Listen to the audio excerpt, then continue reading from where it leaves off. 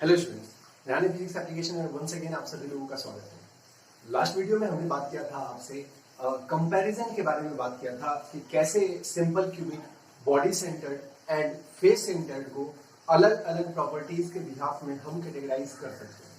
हमने बात किया था कि कहाँ कहाँ पर उसके अवयवी कण होते हैं सिंपल क्यूबिक में, फिर हमने बताया था आपको बॉडी के लिए और फिर हमने आपको बताया था फेस सेंटर्ड के लिए। डन है। इसके जस्ट बाद हमने आपको बताया था क्या रिलेशंस होते हैं ए और आर के बीच में। इसके बाद हमने आपको बताया था कोऑर्डिनेशन नंबर के बारे में एंड एट द लास्ट हमने आपको बताया था पैकिंग फ्रैक्शन कितना होता है तीनों के अलग अलग यूनिट सेल के लिए।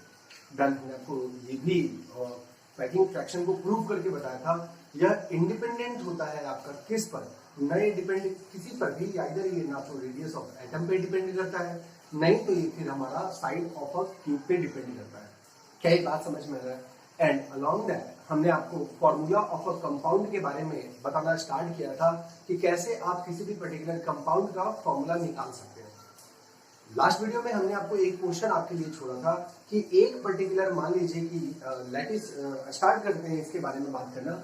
एक पर्टिकुलर कंपाउंड बनता है दो अलग अलग एटम से, पी और क्यू से। जहां हमने आपको पी का डेटा दिया था, हमने आपको बोला था कि जो P है वह किसी भी साइड के सेंटर पे रखा है। कहां रखा है? साइड के सेंटर पे रखा है। आए जरा एक यूनिट सेल पहले तो हम यहाँ पर ड्रॉ करते हैं आपके लिए और समझते हैं कि एक यूनिट सेल में, ध्यान से सुनिए क्या वर्ड यूज कर रहे हैं, एक यूनिट सेल में अगर कोई एटम साइड के सेंटर पे रखा जा रहा है, कहां रखा जा रहा है? साइड के सेंटर पर। तो सबसे पहले तो अपन कैलकुलेट कर लें कि टोटल साइड्स कितने होते हैं। डन है ना? टोटल साइड आप काउंट करो तो 4 ऊपर वाला, 4 नीचे वाला और ये 1 2 3 और ये कितना हो गया 4। तो आपको पता इतना होना चाहिए कि साइड्स अपने पास किसी भी यूनिट सेल में कितने होते हैं 12। डन। तो आप यहां पर लिख सकते हो नीचे चाहो तो total number of sides, total number of sides वह कितना हो जाएगा आपका? वह हो जाएगा आपके पास 12। डन।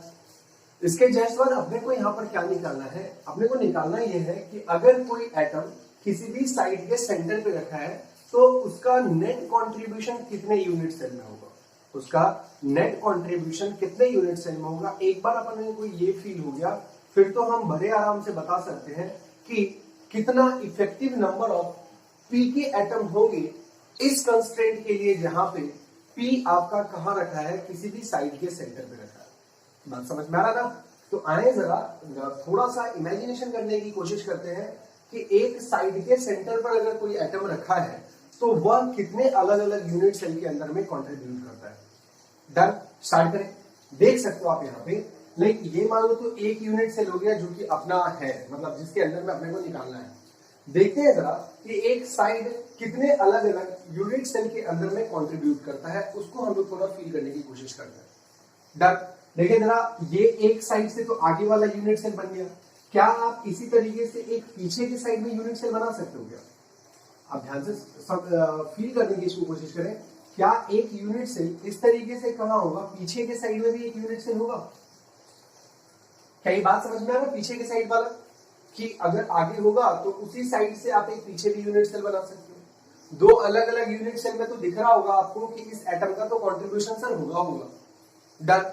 दो ही नहीं, अगर आप इस यूनिट सेल को ऊपर के डायरेक्शन, ये तो ग्राउंड फ्लोर की बात कर लो, सेम इसी तरीके से आप कौन से फ्लोर पे चले जा रहे हो? एक फ्लोर आप ऊपर उठ रहे हो। कितने फ्लोर ऊपर उठ रहे हो बच्चों?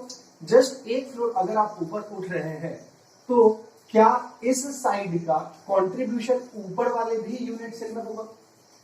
इस चीज को बड़े आराम से आप इमेजिन करके फील कर सकते हैं।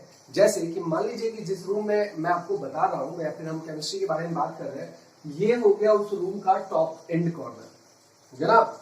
अब ये एक जो साइड हो गया, ये साइड जो हो गया जिस रूम में अपन काम कर रहे हैं, इस रूम के बगल वाला भी एक रूम हो जाएगा।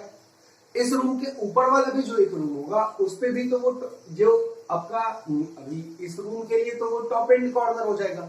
ऊपर वाले रूम के लिए वो क्या बन जाएगा? बॉटम कॉर्नर बन जाएगा। लेकिन यूज तो आएगा उस रूम में भी।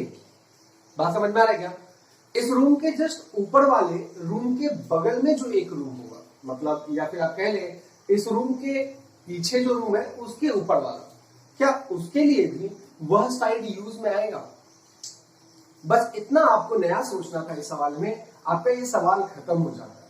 आपको कितना दिख रहा है, जहां पे एक एटम जो साइड के सेंटर में प्रेजेंट है उसका कंट्रीब्यूशन कितने अलग अलग यूनिट सेल में, बच्चों समझ में आ रहा है? सर 4 अलग अलग यूनिट सेल तो अपने को दिख रहे हैं। कितने अलग अलग दिख रहे हैं बच्चों? 4।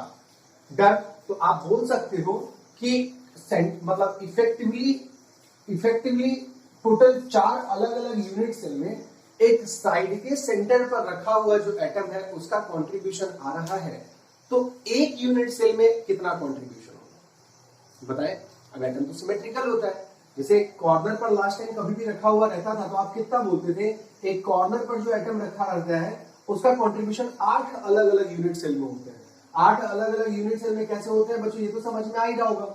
सेम आप इसी चीज को कहां पर इलांगेट कर दो, इस साइड इलांगेट कर दो, तो 4 ये ऊपर वाला, 4 ये इधर वाला, टोटल आता था अपना 8। तो एक में कंट्रीब्यूशन कितना हो जाता था, एक में कंट्रीब्यूशन हो जाता था 1/8 होता था। ऐसे ही अगर साइड के सेंटर पे रखा है तो कंट्रीब्यूशन कितने यूनिट सेल में है, 4। तो एक यूनिट सेल में कंट्रीब्यूशन कितना हो जाएगा इसका, 1/4। हाँ सही सोच रहा, 1/4। तो P और Q से बन रहा है। अगर आप P की बात करते हो, किसकी बात कर रहे हो, P की बात कर रहे हो, तो P पर P का क्या हिसाब किताब है, एट ईच, क्या लिखेंगे आप जस्ट बगल में, at each edge centre, at each edge centre पर ये पड़ा हुआ है। और इसकी वजह से कंट्रीब्यूशन एक एज की वजह से कितना होता है, 1/4। और टोटल नंबर ऑफ आपके पास एजेस बोल दो, साइड बोल दो, कितना होता है 12। तो मल्टीप्लाई आपको कितना कर देना है, 12 कट के कितना आ जाएगा आपके पास, 3। कितना आ जाएगा आपका, 3। डन। चलिए क्यू की बात करते हैं। तो क्यू तो हमने आपको बहुत सिंपल दे रखा था, क्या बोला था, एट बॉडी सेंटर। कहां रखा था इसको भैया, इसको बॉडी के सेंटर पे रख दिया था। डन। तो जैसे आप क्यू को बॉडी के सेंटर पे रखोगे तो आपको पता होना ही चाहिए कि एक यूनिट सेल के अंदर में ही वो पूरा का पूरा एटम जो बॉडी के सेंटर पे रखा होता है उसका कंप्लीट एंगेजमेंट कहां होता है, उसी यूनिट सेल के अंदर में होता है। मतलब वो किसी दूसरे यूनिट सेल में नहीं जाता है। यह हमने आपको बॉडी सेंटर का डायग्राम बता करके भी, बना करके भी आपको समझाया था। आप चाहे तो एक बार फिर से देख सकते हैं। ये आपका डायग्राम है कंप्लीट एटम वाला। आप देख रहे होगे जो बीच वाला गोला है वह कंप्लीटली इनसाइड है आपके यूनिट सेल के। हाँ आपका डाउट बिल्कुल सही आ रहा है कि सर कंप्लीट गोला वाला तो अपना यूनिट सेल होता नहीं है, आप कैसे से इस पर कमेंट करना। आए जरा वो वाला भी डायग्राम देख लीजिए जिसमें हमने आपको एक यूनिट सेल के अंदर में प्रेजेंट होने वाले केवल और केवल पार्टिकल्स दिखाए थे। और आप देख रहे होगे अब भी, हाँ कॉर्नर का तो कुछ कटिंग वाला पोर्शन आपको दिख रहा होगा, लेकिन जो बॉडी के सेंटर पर एटम रखा है वह कंप्लीट एटम आपको दिख रहा होगा उसी यूनिट सेल के अंदर। तो Q का नंबर कितना हो जाएगा, 1। और इन दोनों को जब आप मिलाओगे तो टोटल आपका आ जाएगा P कितना, 3, और Q कितना आ जाएगा, 1। यही आपके कंपाउंड का फॉर्मूला बनेगा जो हमने लास्ट टाइम पे आपको होमवर्क के रूप में दिया था। बस क्या नया सोचना था इस सवाल में, एज के सेंटर पर जो एटम रखा है उसका कंट्रीब्यूशन कितने अलग अलग यूनिट सेल में होगा, जो कि हम साफ देख सकते हैं 2 नीचे वाले फ्लोर में और जस्ट 2 ऊपर वाले फ्लोर में उनका कंट्रीब्यूशन होगा। और इस हिसाब से 4 टोटल यूनिट सेल आते हैं जहां पर एक साइड पे के सेंटर पे रखे हुए एटम का कंट्रीब्यूशन आता है। तो अपने को तो एक का निकालना है। अब एक का निकालना तो कितना कर देंगे, जस्ट उसका 1/4 कर देंगे, क्योंकि एटम गोलेकार शेप का होता है और वह सिमेट्रिकल होता है हर डायरेक्शन।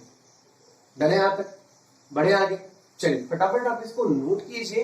इसके जस्ट बाद हम अभी बात करेंगे रिगार्डिंग अपने अगले टॉपिक के बारे में जो कि है डेंसिटी, और जो कनेक्ट करता है आपके मोल कॉन्सेप्ट के क्वेश्चन। डन। आए जरा इसको फटाफट नोट कीजिए। तो चलिए नोट हो गया क्या, आए इसको मिटाते हैं और बढ़ते हैं अपने अगले सेक्शन की तरफ जो कि है आपका डेंसिटी ऑफ अ क्रिस्टल। आपको किसी भी जालक का क्या बताना है, घनत्व पर कमेंट करना है। किस पर कमेंट करना है, घनत्व पर कमेंट करना है। डन। आप अभी सोच रहे होंगे कि सर तो लंबे टाइम से एनसीईआरटी के अभी क्वेश्चन करा ही नहीं रहे। वो इसलिए नहीं करा रहे क्योंकि डेंसिटी वाले टॉपिक का हम थोड़ा वेट कर रहे थे, क्योंकि यहाँ वाले टॉपिक को कनेक्ट करने के बाद ही आपके अब एनसीईआरटी के जो क्वेश्चंस है वह हम लगाने में एलिजिबल होंगे। डन है। चलिए इसको मिटा देते हैं फटाफट सही से।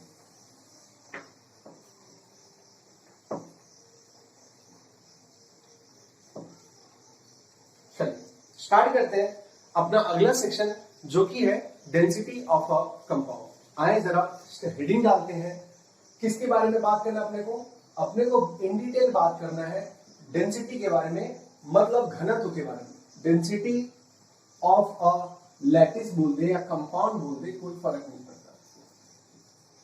मतलब किसी भी जालक का या फिर किसी भी सॉलिड का कैसे से आप डेंसिटी निकालते हो, इसके बारे में अपने को बात करना है। देखिए बच्चों, यहाँ दो छोटी छोटी चीजें जिस पर मेरे को बात करना जरूरी है। यहाँ पे बिल्कुल परेशान मत होना। अपने को 11th क्लास का पहला चैप्टर है आपका मूल कॉन्सेप्ट, पहला चैप्टर आपका मूल संकल्पना, है ना। लेकिन अगर मैं आपको बताऊं, उसका आपको यहाँ पर यूज है अच्छे तरीके से।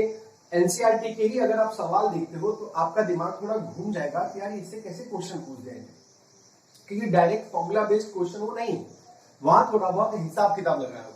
और वह हिसाब किताब हम सारा का सारा तिकड़मबाजी कहाँ सीखते हैं? 11th क्लास के पहले चैप्टर में सीखते हैं। आपको अगर वह आ रहा है कंसेप्ट, बहुत अच्छी बात है। नहीं आ रहा है कंसेप्ट तो थोड़ा पेशेंस आपको तो रखना पड़ेगा, क्योंकि अपन यहाँ पर उस चीज को बहुत अच्छे तरीके से तो डील करेंगे ही करेंगे। आप अगर वीडियो को 1 से 2 बार सुनोगे तो आपको वो चीजें क्लियर हो जाएंगी, उसकी ऐसी कोई दिक्कत नहीं है। डन। दूसरी बात, अभी वाले वीडियो में मैं आपको कंप्लीट मोल तो पढ़ाने नहीं बैठ सकता ना। आप बताएं, कंप्लीटली मोल अभी अगर मैं आपको बताने लग जाऊंगा तो फिर अपन सॉलिड स्टेट कब पढ़ेंगे? ये एक लॉजिकल सी दिक्कत है जो कि आप समझ रहे होंगे। एज हम लोग ऑलरेडी 15-16 वीडियो बना चुके हैं ना। अभी अपना पहला चैप्टर ही चल रहा है। आप सोचो कि आपके अभी मेरे को 16वां चैप्टर कंप्लीट कराना है। हाँ, 5-6 चैप्टर अगर पढ़ाने हो तो मैं तो यहाँ पर आपको डेंसिटी का डी बताऊं, फिर ई बताऊं, फिर एन बताऊं, क्योंकि वैसे केस में तो मेरे को पता ही चल जाएगा कि मैं साल भर में आपका सिलेबस ही नहीं कंप्लीट कर पाऊंगा। आपको भी बहुत अच्छा लगेगा कि नहीं सर तो काफी तोड़ के बता रहे हैं, सर डीबी बता रहे हैं, ईडी बता रहे हैं, ऐसे वर्ड को पकड़ के बता रहे हैं। बात समझ में आ रही है क्या? देखिए, करने के लिए तो ये काम तो बहुत आसानी से किया जा सकता है, बट थोड़ा सा तो आपको भी मैच्योर होना पड़ेगा। आप खुद भी सोच सकते हो इस चीज के बारे में यार, कि अगर आप अपने दिमाग के घोड़े नहीं दौड़ाओगे, दिमाग का एक घोड़ा होता है जो भी दौड़ रहा होता है ना, अगर आप वो नहीं दौड़ाओगे फिर तो बहुत मुश्किल हो जाएगा कि आप सारे चैप्टर्स पढ़ पाएंगे। डन। एज 11th क्लास के भी आपके बहुत सारे नंबर ऑफ चैप्टर्स बचे हुए हैं। एज ये जानकारी मेरे को आप ही लोगों के जो भी कॉल वगैरह जो भी आप लोग का आता है वहीं से पता पड़ा मेरे को कि 11th का बहुत ज्यादा पोर्शन आपका बचा हुआ है, वो भी अच्छे खासे अमाउंट में। बात समझ रहेगा? तो जो भी चैप्टर आपने बढ़िया पढ़ा है, लेकिन मूल कॉन्सेप्ट अगर आपने बढ़िया पढ़ा है उसका ही हम यहाँ पे यूज करते हैं। सेकेंड जो चैप्टर अपना विलियन, काम की बात यह है उस विलियन चैप्टर में हम आपको मूल कॉन्सेप्ट बता देंगे। लगभग बहुत ज्यादा हद तक की कड़ी में हम मूल कॉन्सेप्ट को डील कर लेंगे। नंबर एक बात। नंबर दूसरी बात ये कि 11th क्लास का वीडियो आप पैरेलली एक्सेस कर सकते हो ना। अगर किसी को ज्यादा मूल में दिक्कत है तो बस वहां से चेंज क्लास करके क्लास 11th की केमिस्ट्री में जाके आप चाहें तो कंप्लीट इन डिटेल में मूल भी आप पढ़ सकते हो। ये एक और फैसिलिटी है आपके ऑनलाइन क्लास का। हाँ, ऑफलाइन में ये चीजें थोड़ा मुश्किल होता है कि आप 2 अलग-अलग बैचेस अटेंड कर रहे हो, लेकिन हाँ ऑनलाइन में तो कम से कम ये है आपको बस चेंज क्लास करना है, चेंज सब्जेक्ट करना है, करके आप पहुंचे केमिस्ट्री 11th वाले पे, आपको वहां पर इन डिटेल मोल के बारे में धीरे धीरे से सारी बातें मिल जाएगी। सही है? यहाँ तक बढ़े आगे करेगा। चलिए बात करते हैं मोल के बारे में। पहले मोल के भी बारे में हम आपसे बात करेंगे, लेकिन जो पहले ये टॉपिक जो लिखा है ना, बस पहले इसका शाब्दिक अर्थ आपको बता देते हैं। करना कुछ नहीं, कोई डेफिनेशन नहीं होता कि what do you mean by density of a lattice. Simple सी बात है, आपको लैटिस का डेंसिटी निकालना है। डेंसिटी का मतलब क्या होता है? घनत्व। अब घनत्व का फॉर्मूला आपने क्या पढ़ा था, ऐसा बताना जरा। तो डेंसिटी का हम सबसे पहले ना यहाँ पे आपका वाला फॉर्मूला लिख रहे हैं। कौन सा वाला फॉर्मूला लिख रहे हैं? आपका वाला जो आपको पता होगा। क्या पता है आपको? बताएं सर। द्रव्यमान और बटा में आयतन। अब बिल्कुल सही सोच रहे हो आप, द्रव्यमान और अपॉन में आयतन, मास और अपॉन में वॉल्यूम ही होगा। पहली बात। थोड़ा सा इसको और कनेक्ट करते हैं। द्रव्यमान मतलब द्रव्यमान किसका? हाँ, द्रव्यमान उसी आयतन में जो पाए जाने वाला द्रव्यमान है उसका। डन। अच्छा, आयतन किसका? आयतन की बात करो आप अगर, तो लाइक आयतन की अगर आप बात करते हो तो जो भी आपका सॉलिड है उस सॉलिड का आपको आयतन निकालना पड़ जाएगा। नंबर एक बात। नंबर दूसरी बात कि अगर आप ये चीजें किसी यूनिट सेल के लिए निकाल रहे हो, किसके लिए निकाल रहे हो? यूनिट सेल के लिए निकाल रहे हो, तो चीजों को तो जनरलाइज कर ही सकते हैं ना अपन। चीजों को जनरलाइज तो कर ही सकते हैं ना, क्योंकि हमने कंप्लीट सॉलिड की स्टडी की बजाय हमने किस चीज को ऑप्ट किया, हमने ऑप्ट किया यूनिट सेल के बारे में बात करना। और हमने कहा कि अगर क्रिस्टलाइन ठोस है, अगर क्रिस्टलीय ठोस है, तो जो चीजें यूनिट सेल के लिए वैलिड है वह इंटायर लैटिस के लिए वैलिड है, इंटायर पूरे सॉलिड के लिए वैलिड है। क्या ये बात समझ में आ रही है? सही है ना? तो यहां पर अगर हम बात करें वॉल्यूम के बारे में या फिर मास के बारे में, तो क्या होना चाहिए, थोड़ा कोरिलेट करके आप यहां पे बताएं, क्या लिखोगे बताओ। आप लिख सकते हैं यहां पे मास, क्या लिख सकते हो यहां पे, mass present inside a unit cell. एक यूनिट सेल के अंदर में जो भी मास प्रेजेंट है वह, और अपॉन में क्या लिख दोगे आप, volume of a unit cell, volume of a unit cell. और ऑब्वियसली सारे यूनिट सेल का जो यूनिट सेल की शक्ल है वह आपको आपके सिलेबस में कैसा वाला पढ़ना है, आपको आपके सिलेबस में तो क्यूबिकल वाला पढ़ना है। कौन सा वाला पढ़ना है? क्यूबिकल वाला। तो एक क्यूब का आयतन कितना होगा, एक क्यूब का वॉल्यूम कितना होगा, आप सब जानते हैं, और वह होता है अपना ए क्यूब। क्या होता है? ए क्यूब। अगर यही घन की जगह पे घनाभ होता तो आप क्या लिखते? एलबीएच लिखते। याद आ रहा है क्या? 9th और 10th क्लास में करते थे ना, लंबाई गुने चौड़ाई गुने ऊंचाई। अब वो तीनों अलग होता है किसी भी क्यूबॉइड के लिए, लेकिन क्यूब के लिए तीनों सेम होता है, इसलिए वॉल्यूम कितना आ जाएगा आपके पास, आ जाएगा आपका ए क्यूब। डन। तो यही आपकी डेंसिटी का बेसिक फॉर्मूला है, क्या कि एक यूनिट सेल के अंदर में कितना मास पाया जा रहा है। अच्छा जी, एक यूनिट सेल के अंदर में कितना मास पाया जा रहा है। अब देखना ना धीरे धीरे इसको कैसे मैं अपने वाले टर्म्स में ले जाऊंगा। यूनिट सेल के अंदर में कितना मास पाया जा रहा है, तो आप तो जान ही रहे हो एक यूनिट सेल के अंदर में मास आएगा कहां से। सोचे, मास आएगा सर एटम की वजह से, क्योंकि आप लेट से, चलो एग्जांपल वाइज मैं आपको बता दूं, लेट से मान लो हमारा face centred cubic unit cell, आप देख भी लोगे स्क्रीन पे, आपको दिख रहा होगा आपको, यहाँ पे हमने एक face centred cubic unit cell का यूनिट सेल दिखाया है। आप देख रहे हो एक यूनिट सेल में, मतलब एक घन में, आइदर जो पोर्शन है, जो जगह है, वह एटम के थ्रू ऑक्यूपाइड है, या नहीं तो वो पोर्शन आपका खाली है।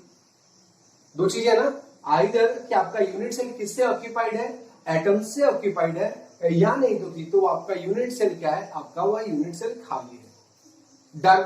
चलिए, अगर उस यूनिट सेल के अंदर में एटम्स प्रेजेंट है, क्या प्रेजेंट है आपके, एटम्स प्रेजेंट है, तो जिस मास की बात करते हो वो मास किसका होगा आपका, वह मास भी सर हमारे एटम का ही होगा। किसका होगा? एटम का होगा। अब जितने एटम्स होंगे उतने ही मास के बारे में बात करना है, उतने एटम का मास लिख देना आपने को। क्या लिख देना है? उतने ही एटम का मास लिख देना है, मतलब एक एटम का मास आपको लिखना पड़ेगा। अब मल्टीप्लाई कर दो कि कितने सारे एटम्स प्रेजेंट हैं। क्या ये बात समझ में आ रहा है? बहुत ध्यान से सुनिएगा। क्या बोल रहे हो? वॉल्यूम का तो चलो ठीक है, volume of a unit cell तो आप बढ़िया बोल रहे हो कि लाइक ये तो अपना एक ही हो जाएगा। दिक्कत यहाँ थोड़ा मास का, इसलिए मास वाले पोर्शन को समझ रहे हैं। हमने आपको बताया कि यूनिट सेल में जगह आइदर खाली है, यानी तो एटम्स के थ्रू ऑक्यूपाइड है। किसके थ्रू ऑक्यूपाइड है? एटम्स के थ्रू। सही है। अब अगर हम बात करें एटम्स के बारे में, तो कितने एटम्स प्रेजेंट है, कितने एटम्स प्रेजेंट है? सर अगर सिंपल क्यूबिक होगा तो एक एटम प्रेजेंट है, बॉडी सेंटर होगा तो दो एटम होगा इफेक्टिवली, और फेस सेंटर है तो कितने एटम होंगे बच्चों? हाँ, 4 एटम होंगे वहां पे। डन। चलिए, अब ये तो आपको समझ में आ गया कि कितने एटम प्रेजेंट है। ये कहां से पता पड़ेगा? कौन सा लैटिस आपको दे रखा है, और ऑब्वियसली आपके सिलेबस में यही 3 पढ़ना है, तो इन्हीं 3 लैटिस के बारे में हम यहाँ पे बात करेंगे।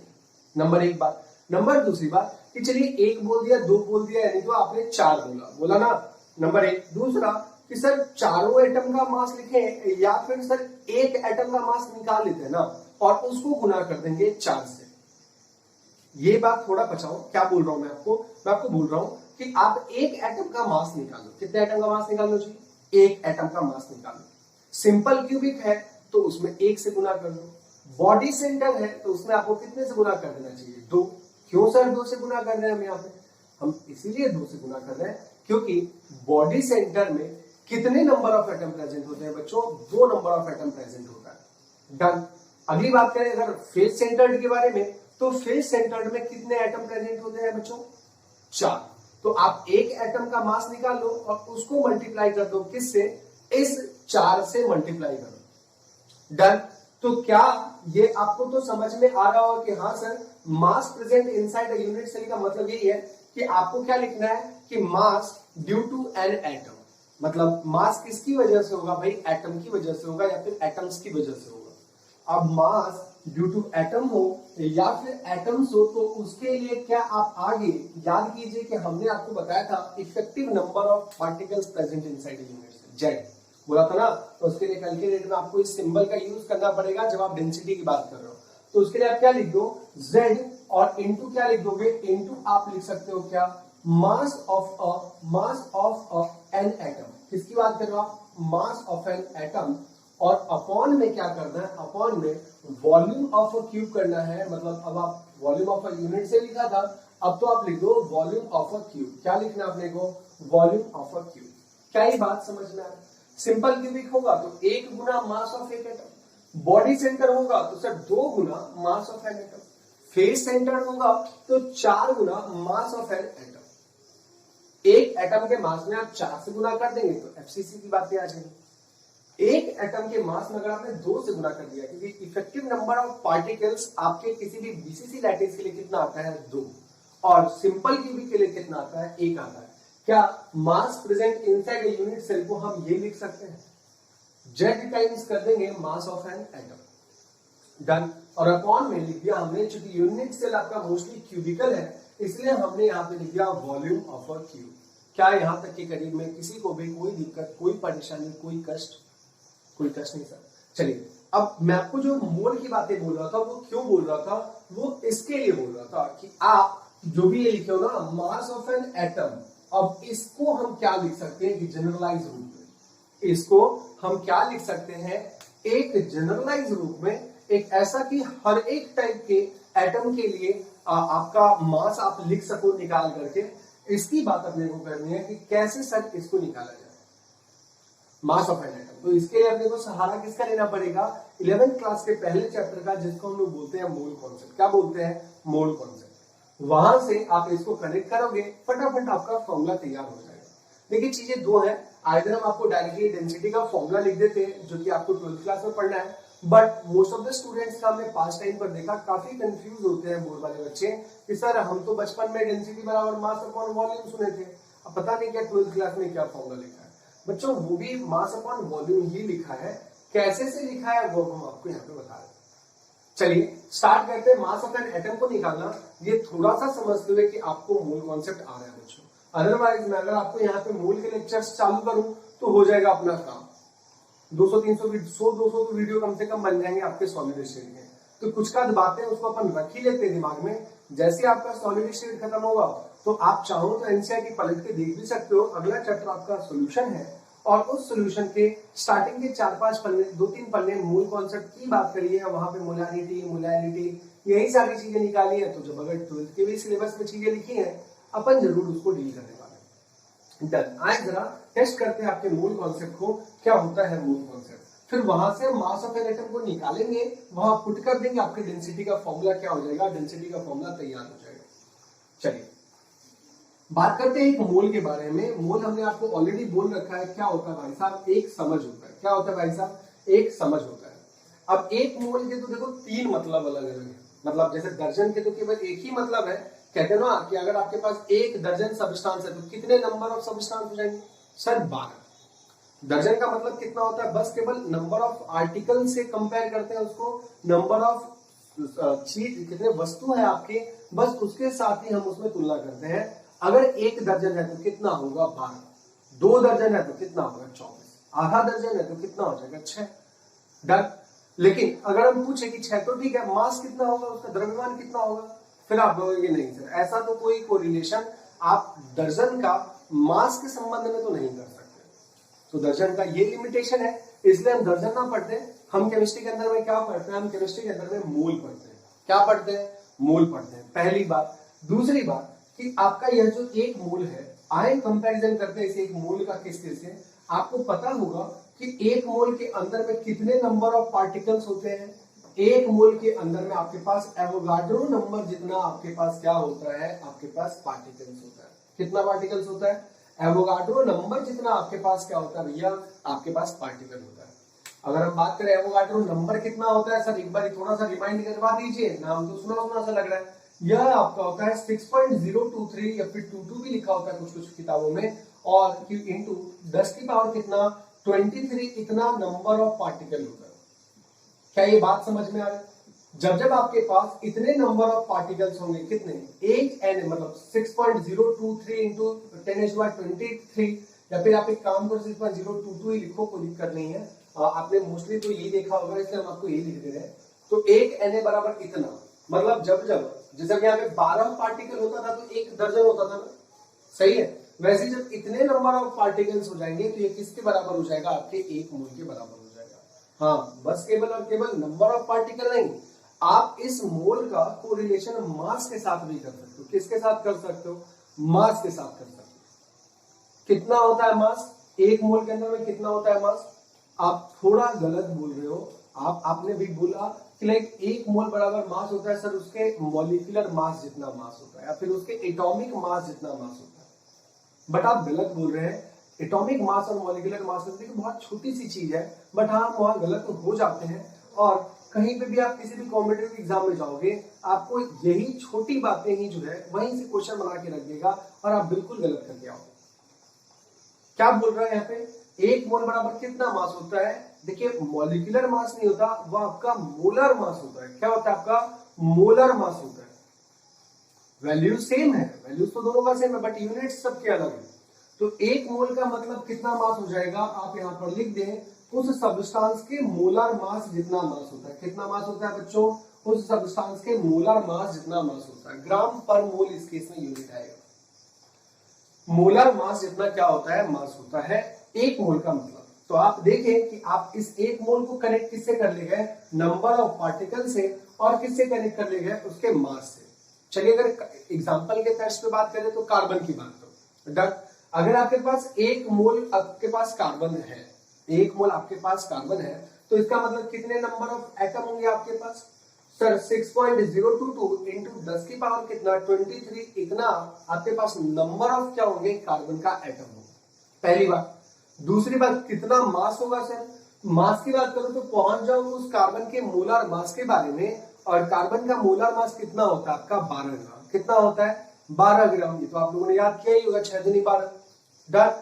तो आप क्या बोलोगे, इतना अगर आपके पास पार्टिकल होगा तो उसका मास कितना होगा, उसका मास होगा 12 होगा। बात समझ में आ रहा है क्या? कार्बन के लिए समझा दिया हमने आपको। एक और एग्जांपल ले लेते हैं, नेक्स्ट टाइम वाटर की बात करते हैं। मान लीजिए कि आपके पास 1 मोल पानी है। कितना है, 1 मोल पानी है।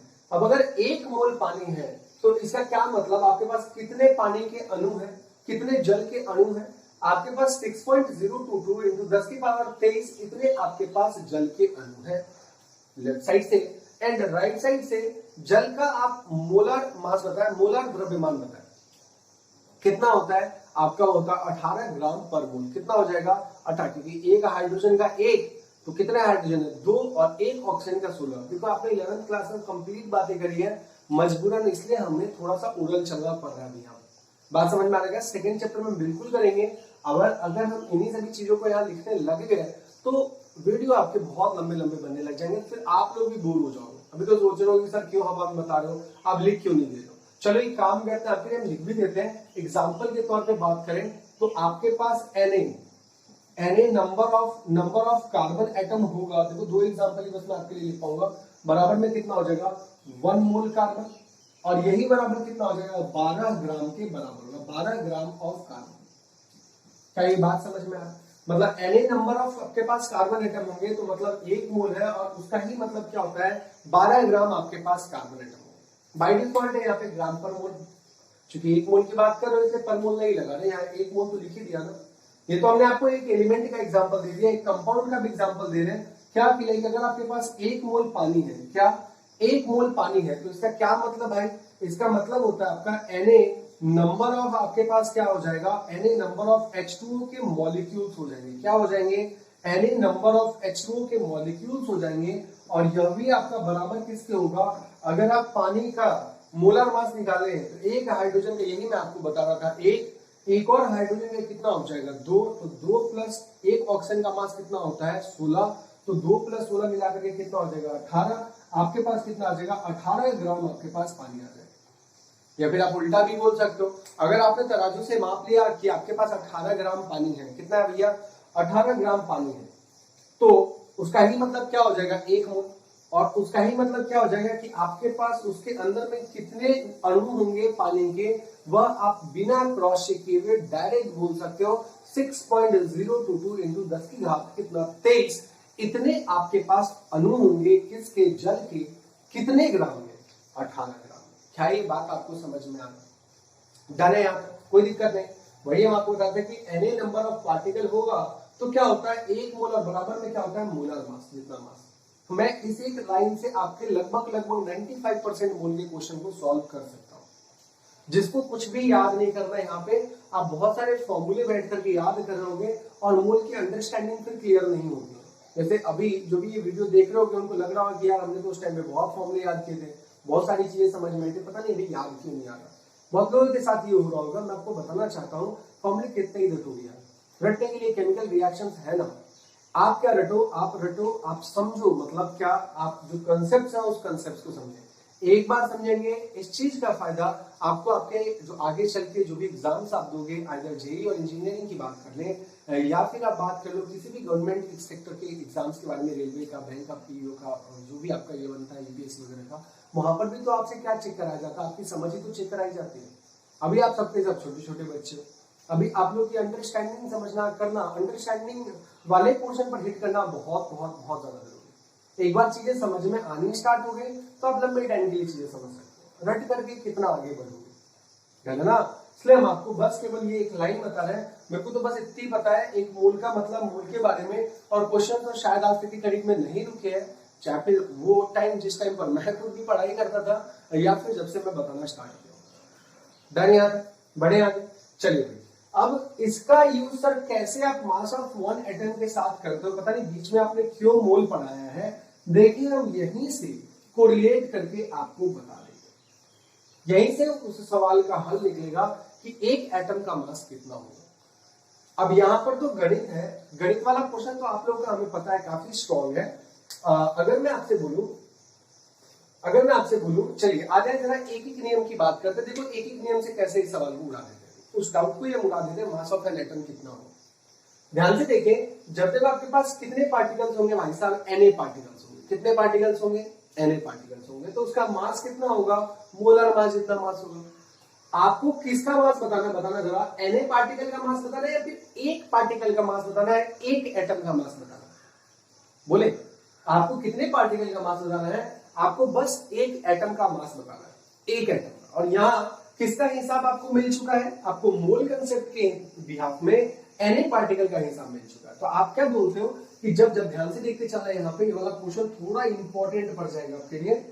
ये दोनों के दोनों तो हमने आपको एग्जांपल बता दिया, इसको आपको नोट कर लो पहले फटाफट। आए अगली बात करते हैं, Na जब पार्टिकल होगा तो उसका मास कितना होगा। ध्यान से देखें, हम एक एक नियम पे पकड़ रहे हैं। Na पार्टिकल का मास कितना होता है भैया, उसके मोलर मास जितना मास होता है। क्या ये बात समझ में आ रहा है? बस ये आप लिखे भी नहीं, लिखे बस जस्ट नहीं, आप बोले भी साथ साथ में कि Na जब पार्टिकल होंगे तो उसका मास कितना होगा। मॉलिक्यूलर मास आज के बाद से मत बोलना, मोलर मास कहते हैं उसको। जब एक मोल के मास की बात करो तो उसे हम मोलर मास कहते हैं, ना कि उसको मॉलिक्यूलर मास कहते हैं। फंस जाओगे नहीं तो ऐसे मोल कॉन्सेप्ट के सवाल में। डन। Na पार्टिकल का मास होगा किसके बराबर, कितना मास होगा भैया, उसके मोलर मास के बराबर होगा। क्यों होगा, क्योंकि वो दोनों के दोनों कनेक्टेड किससे है, एक मोल से कनेक्टेड। चलिए Na पार्टिकल, अब पार्टिकल आपका क्या होता था बताएं, पार्टिकल आपका क्या हुआ करता था, ये तो आपको पता ही होगा। पार्टिकल्स आइदर आपके एटम्स होंगे, या नहीं तो क्या होंगे आपके मॉलिक्यूल्स होंगे, या नहीं तो क्या होंगे आपके आयंस होंगे। ये तो आपने बहुत बचपन में सुना ही होगा कि पार्टिकल से हम यही डील करते हैं। या अपन अगर एटम का डील कर रहे हैं तो यहाँ पे Na एटम का मास कितना होगा, Na एटम का मास उसके मोलर मास जितना मास होगा। सही है। आपको नीड कितने मास का है, एक मास का है। और एक ही नियम भी आपको क्या देता है, आपको एक का ही तो हिसाब देता है। फिर से सुन ले, आपको नीड कितने एटम के मास का है, एक। और एक ही नियम भी किसका हिसाब देता है बच्चों, आपको एक का ही तो हिसाब देता है। तो आप यहां से क्या बोल दोगे, इसीलिए एक एटम का मास मतलब एक पार्टिकल का मास किसके बराबर हो जाएगा, एक पार्टिकल का मास आपके मोलर मास और अपॉन में अवोगाड्रो नंबर जितना मास के बराबर हो जाएगा। क्या ये बात समझ में आ रहा है? एक पार्टिकल का मास निकालना है तो एक ही नियम क्या आपको सजेस्ट करता है कि जो भी इस साइड टर्म लिखा हुआ उसको आप भाग में ले जाओगे। तो आपको इससे क्या मिल जाएगा, इससे आपको एक पार्टिकल का मास मिल जाएगा। और जहां एक पार्टिकल का मास मिल गया मतलब आपको एक एटम का मास मिल गया। ध्यान से सुने, किस रूप में, जनरलाइज रूप में। एक एटम का मास निकालना है तो आपको एक और तरीका भी आ रहा होगा कुछ लोगों के दिमाग में, जैसे कि सर इतना क्यों जो मिला कर रहे हैं, एक पार्टिकल का मास अगर निकालना है तो एक एटम का मास निकालना है तो क्या करेंगे, mass of proton plus mass of neutron plus mass of electron. जहां पे इलेक्ट्रॉन का भी मास तो अपने को निगलेक्ट ही करना पड़ता है, ये भी तो एक तरीका है, बिल्कुल तरीका है। लेकिन कब आप इसको यूज करोगे, जब आपको पार्टिकल के बारे में बता रखा होगा ना कि देखिए उसके कितने नंबर ऑफ प्रोटॉन्स हैं, कितने नंबर ऑफ न्यूट्रॉन्स हैं। जब अगर वो नहीं दे रखा होगा, या फिर आपको यहाँ 12th क्लास में इस चैप्टर में मोस्टली मोलर मास और एवोगाड्रो नंबर से ही चीजों को डील करना बताया गया। आप चाहें तो आप अपने इंडेक्स के क्वेश्चन में सॉल्व एग्जांपल को देख सकते हैं, या फिर अपने प्रीवियस ईयर के क्वेश्चन को देख सकते हैं, वहां पर भी आपको यही यूज किया होगा। डन। तो आपने क्या निकाल लिया, एक पार्टिकल मतलब एक एटम का मास निकाल लिया, किसके बराबर आ रहा है आपका, मोलर मास और अपॉन में Na के बराबर आ रहा है। फटाफट आप इसको यहाँ पर कॉपी करें एंड देन आपके डेंसिटी का फॉर्मूला आपका बनके तैयार हो चुका है। यहाँ पर आपको क्या लिखना है, Z और इनटू, उसकी जगह पे क्या लिख दोगे, आप लिखोगे आगे M और अपॉन में Na, जहां हर एक सिंबल का अपना मतलब है। क्या मतलब है भाई साहब, M मतलब क्या होता है आपका मोलर मास होता है। वॉल्यूम ऑफ अ क्यूब की बात करोगे तो यह किसके इक्वल आ जाएगा, यह आपके ए क्यूब के इक्वल आ जाएगा। क्या ये चीज समझ में आ, डन। तो अल्टीमेटली आपका जो डेंसिटी का फॉर्मूला आया, क्या आ रहा है आपके डेंसिटी का फॉर्मूला, आप इसको लिख सकते हैं, ये कहां चला जाएगा, नीचे। क्यों चला जाएगा, क्योंकि जेड बट्टा में भी कितना है 1, तो ये दोनों का दोनों कहां पहुंच जाएगा, इसके बराबर में। आप अगर अपने बुक को पलट के देख रहे होगे, आपको फॉर्मूला क्या मिलेगा, आपको फॉर्मूला मिलेगा ये वाला, क्या मिलेगा, B बराबर Z और इंटू M और अपॉन में A क्यूब और इंटू क्या आ रहा है आपके पास, Na आ रहा है। ये आपके डेंसिटी का आपका फॉर्मूला हो चुका है। क्या हो चुका है, डेंसिटी का फॉर्मूला आपको आपके लिए निकाल के हमने रख दिया। डन। यहां तक बताएं, सारी बातें समझ में आ रही है किस तरीके से आप डेंसिटी निकाल सकते हो, या फिर डेंसिटी की चीजें चल रही हैं आपकी। डन। ये फॉर्मूला कहां से आया, वही आपका सबसे मोस्ट इंपॉर्टेंट है। अगर आप इसको रट रट करके करोगे याद तो फिर भूल जाओगे, लेकिन आपको पता है कि डेंसिटी बराबर क्या होता है, मास अपॉन वॉल्यूम। मास मतलब कितना, मास मतलब मास एक एटम का को मल्टीप्लाई किसे करना है, जेड से। जहां जेड का मतलब पता है आपको इफेक्टिवली कितने नंबर ऑफ एटम्स होते हैं किसी भी एक यूनिट से। डन। फटाफट आप इसको कॉपी कीजिए एक बार के लिए, तो मैं यहां से साइड हो जाता हूं। एक बार आप इसको कॉपी कर लिए तो अगली वीडियो ऑनवर्ड्स मैं आपको इस डेंसिटी पर सवाल सबसे पहले तो बताऊंगा। न्यूमेरिकल अभी भी आपका ये काम कंप्लीट नहीं हुआ, अगर आप देखोगे या फिर न्यूमेरिकल सॉल्व करने बैठोगे आप जरूर काफी परेशानी में आओगे, क्योंकि न्यूमेरिकल के कैलकुलेशंस काफी गंदे हैं और हमने अभी तक की कड़ी में जितने भी न्यूमेरिकल के ट्रिक आपको दिए हैं उसको आपको यहाँ पे यूज करना है। बात समझ में आ रही है। एंड फर्दर जो भी और नई ट्रिक्स होंगी वो सब के सब हम आपको आने वाली वीडियोस में जरूर आपको पूरा का पूरा बता देंगे। डन। तो अगली वीडियो में न्यूमेरिकल कैसे निकालते हैं डेंसिटी वाले क्वेश्चन का, उस पर बात करेंगे। और नो डाउट इसका तो यूज आपके पास आएगा ही आएगा, जो 12th क्लास के क्वेश्चन जो भी आप देख रहे होगे इंटेक्स, उन सभी चीजों। तो आज की वीडियो के लिए इतना काफी है। होपिंग ये आप डेंसिटी एंड मोल में, तो अभी ऐसे मैं आपको बताऊं तो 13-14 लेक्चर टोटल लगते हैं जेई का सिलेबस कंप्लीट कराने के लिए 1.5 घंटे, जब केवल और केवल पढ़ाई चलती है। तो लंबा चौड़ा टॉपिक है, हम उतनी बातें तो यहाँ नहीं कर रहे हैं, हम तो बस केवल और केवल आपको उससे जो एक काम का जो सबसे क्रीम पोर्शन है वो उठा के मैं आपके लिए यहाँ ले आया हूँ, और उसके बदौलत हमने क्या निकाल लिया, एक एटम का मास निकालना सीख लिया। डन। तो आज की वीडियो के लिए इतना काफी है, मिलते हैं अपन अगली वीडियो में डेंसिटी के न्यूमेरिकल को लेकर।